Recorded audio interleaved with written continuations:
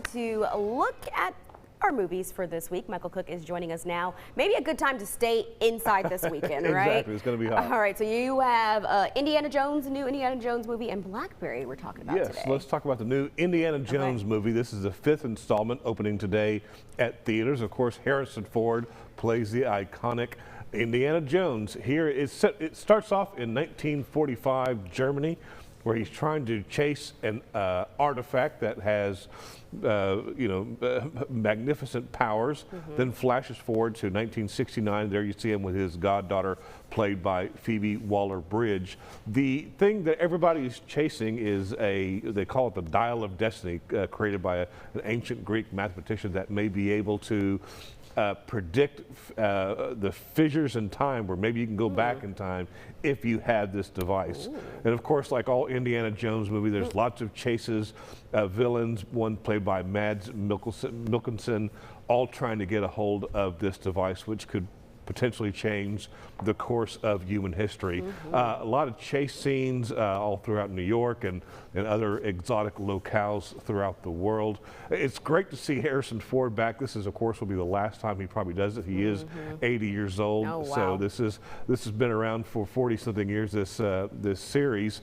While it was fun to see Indiana Jones in the role, there are some problems with it. I think one, you hear it coming. There's just too many chase scenes. It got repetitive after a while, and some of the other characters are just not particularly well drawn out, and just sort of kind of feel like you kind of rammed in there for whatever effect. And then the third act, which I will not give away, is just so over the top, just weird and wild. It just does not quite work. Where it kind of goes off the rails, in my opinion. So all in all, I'll give this film a 7 out of 10. Now 7 is a passing grade, but it's not as good as I was hoping to be, as it should be. But if you love the series, then I do recommend seeing this last installment of Indiana Jones. Cool. All right. Up next we have BlackBerry. BlackBerry, yes. We've had movies about the making of Air Jordan, about Tetris. This is about the BlackBerry phone? This is the BlackBerry phone. This is the origin story, believe it or not.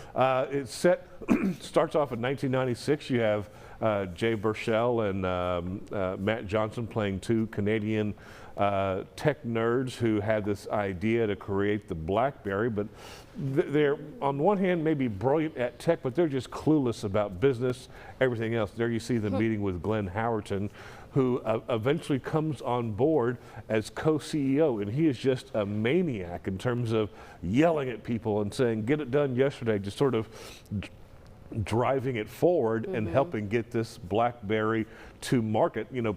Nowadays iPhones and Androids are what everybody uses, but BlackBerry was the first smartphone that really changed the course of technology. And this origin story, frankly, and I say this loving, just about a group of nerds who put it all together, and how they went from nothing to at one point creating one of the world's biggest companies.